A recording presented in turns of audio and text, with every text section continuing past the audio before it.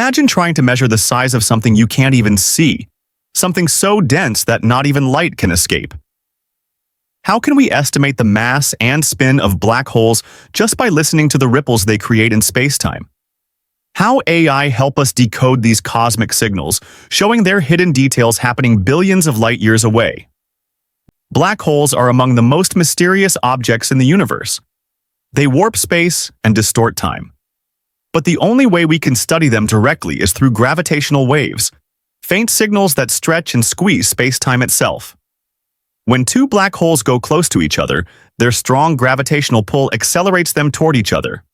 Next, they make a binary system that rapidly circles around their center of mass. According to Einstein's general theory of relativity, this rapid circling will generate gravitational waves.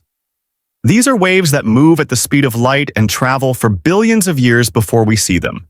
Since the system of rapidly rounding black holes radiates these gravitational waves, the distance between the two black holes diminishes over time, and they merge into a single larger black hole, and that is why we name them black hole mergers. But what is actually a black hole? How do we even observe gravitational waves emitted by black holes? How do we use machine learning techniques, such as Bayesian inference, to extract meaningful information from the gravitational waves we observe today? Is decoding the gravitational waves the last chapter in general relativity? If so, why did the Nobel laureate Steven Weinberg once say, "Einstein was just wrong"? What did he mean? If you're interested to know, stay tuned. Before we dive into the complexities of gravitational wave analysis, let's take a step back. What exactly is a black hole? A black hole is an old star that collapsed into a super-dense mass with a very strong gravity that nothing, not even light, can escape its pull. When two massive black holes spiral toward each other, they send out powerful ripples in spacetime, the gravitational waves. These waves travel across the universe for billions of years before finally reaching Earth. But by the time they arrive, they're incredibly weak, stretching and squeezing space by a fraction of the width of an atom. That means, to measure them, we need a tool that is sensitive to ripples in spacetime smaller than an atom. This is where LIGO and Virgo, the world's most advanced gravitational wave observatories, come into play. LIGO consists of two detectors located in the U.S., one in Hanford, Washington, and the other in Livingston, Louisiana. Virgo, the European counterpart, is located near Pisa in Italy. Together, LIGO and Virgo form a global network for detecting gravitational waves, allowing scientists to triangulate the sources of cosmic events with greater precision. Each observatory uses laser beams traveling down two long tunnels arranged in an L shape. When a gravitational wave passes through, it slightly alters the distance the lasers travel, creating an interference pattern that reveals the presence of the wave. Once we have that, the real detective work begins, figuring out what secrets it holds about the black holes that merged and consequently created the observed pattern. This is where Bayesian inference, a common machine learning method, becomes a key tool for scientific discovery. In the context of gravitational waves, Bayesian inference allows us to estimate the properties of a black hole merger, such as the masses of the black holes. Before I get into the details of how Bayesian inference is used in this context, let me briefly review the output of such analysis for the first detected binary black hole merger.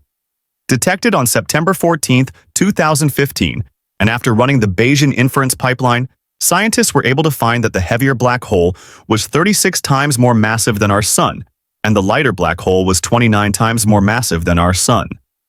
The two black holes combined to form a single black hole of about 62 solar masses.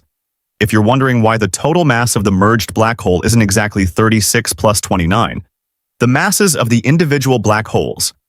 That's because around 3 solar masses were radiated away as pure energy in the form of gravitational waves that were detected in 2015. Okay, now let's get into the details of how these results were obtained using the Bayesian inference method. The fundamental equation that governs this process is Bayes' theorem. In this equation, D stands for data, which is the detected gravitational wave. Theta are the parameters of the model that we want to infer from data. In this context, theta includes the masses of the black holes. In this equation, the left-hand side is called the posterior. It is the probability distribution of the masses of the black holes under the condition of the observed data. Knowing this probability distribution, we can compute the means of the black hole masses, and those means are somewhat considered the measured values. The denominator on the right-hand side is the evidence. It is a normalization constant that ensures the probabilities are equal to 1. The two terms in the numerator are the likelihood function and the prior respectively. Now, let's see what these two are. Let's first discuss the likelihood function. To estimate black hole parameters, we compare the observed gravitational wave signal to a vast collection of pre-computed theoretical waveforms. This comparison is done through the likelihood function, which measures how well a given set of black hole parameters explains the detected signal. The following equation gives a common form of the likelihood function in gravitational wave astronomy. Here, the function h represents a theoretical waveform model generated for parameters, in other words, for the masses of the black holes, and sigma represents the noise level in the detector. Now let's discuss the prior. Before computing the posterior, in other words, to predict the masses of the black holes using data, we need to incorporate prior knowledge about black holes. The distribution of black hole masses follows a power law model, meaning small black holes are more common than large ones. Here comes a challenge. It is very hard to directly compute the evidence term in the denominator of the Bayesian inference equation. The reason is that besides the masses of the black holes, there are many more parameters to be determined, and that makes our problem a high-dimensional one. One dimension per unknown parameter. If you wonder what the parameters have to do with the evidence, the answer is in how the evidence is defined by this equation. This integral requires summing over all possible values of parameters theta, which means exploring a high-dimensional parameter space. So what is the solution? Sampling using Monte Carlo methods. In other words, using the power of randomness to estimate the unknowns. Markov chain Monte Carlo methods generate a sequence of samples that approximate the true posterior distribution without needing to compute the intractable evidence term in the denominator of the Bayesian inference equation. Here is how it works in gravitational wave inference. It constructs a Markov chain where each new sample depends only on the previous one. The goal is to generate a sequence of black hole parameter sets theta, including the masses of the black holes, that follows the shape of the posterior distribution. The generated distribution will be approximately equal to the distribution or probability function of the parameters of the black hole, and that is where our goal is achieved. Step 1 of this method is to ignore the evidence term, because the algorithm only requires proportionality. Next, we choose an initial guess for the parameters like the masses of the black holes. That means the Markov chain starts with a randomly chosen set of black hole parameters. In the next step, we propose a new set of parameters by slightly modifying the current state using a proposal distribution. This step ensures the exploration of the parameter space. Then we use the Metropolis-Hastings Algorithm to determine whether to accept the new sample. The acceptance ratio A is given by the following equation. If A is equal to 1, we accept the new parameter set. If, on the other hand, A is less than 1, we only accept the new parameter with probability equal to A. Otherwise, we keep the previous sample. This ensures that higher likelihood parameter sets are favored, but lower likelihood sets can still be explored occasionally, preventing the algorithm from getting stuck in local maxima. By iterating this process, the Markov chain moves through parameter space, collecting samples. Over time, the density of samples in different regions approximates the true posterior distribution.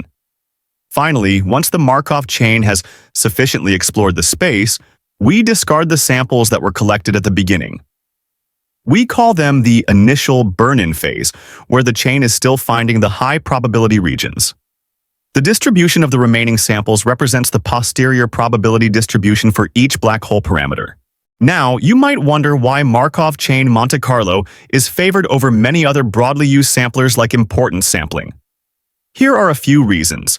The parameter space of gravitational waves is high-dimensional enough to discourage direct computation of posterior, but the number of dimensions isn't as high as in, for example, AI image generations. Another reason is that it works with complex likelihoods.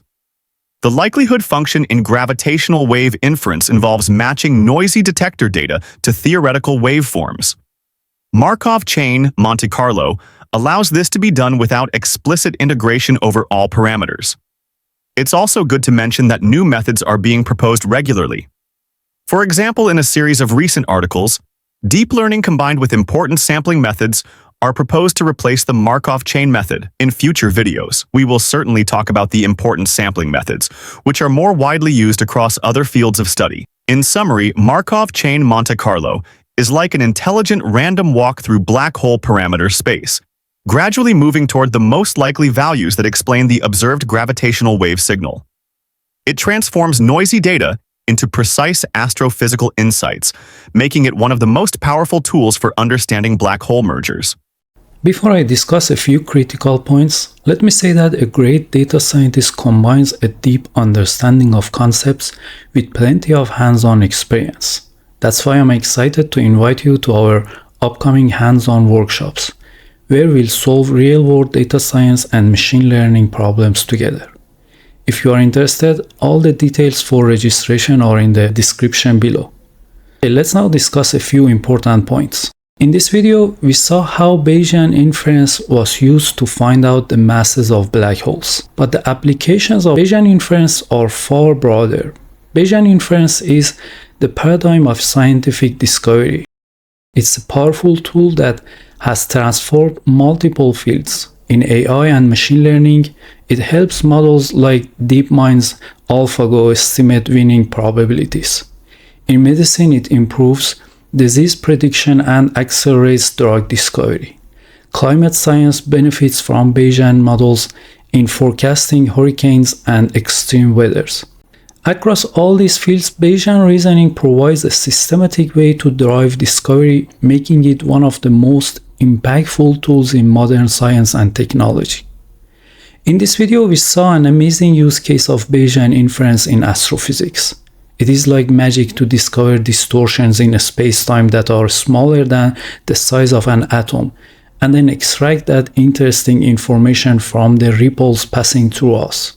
In this video, for the sake of simplicity, only the masses of black holes were mentioned. But in addition to them, many more parameters are inferred through this experiment. In the case of the black hole mergers, these are how fast the black holes were spinning and their distances from us, which need to take into account the changes due to the expansion of the universe. Finally, Einstein's general relativity consists of two nearly independent aspects, kinematics and dynamics. Without going into technical details, I would only mention that most successful tests of general relativity so far have focused on the kinematics aspects. Even gravitational waves, while a remarkable confirmation of the dynamic part, are not the tests of the nonlinear dynamics of Einstein's gravity. They just confirm the linear approximation, which can also be explained by many of the alternatives of Einstein's theory. In fact, when a great physicist like Steven Weinberg suggests that general relativity is wrong, see the link in the description below. He is specifically referring to this nonlinear dynamic aspect, which remains largely untested. General relativity has fundamental issues, and dozens of alternatives have been suggested. In this mess of alternatives, I have also proposed one alternative that also includes how it can be tested with underground neutrino experiments. Anyway, what you might want to remember about this subject is that observation of gravitational waves wasn't necessary, but not enough test of Einstein's theory of gravity. We know the theory has fundamental issues, and for that reason many alternatives are suggested. Sadly, none is well tested or even widely accepted by the community. I hope you have enjoyed this video. Take care, and I'll see you in the next video.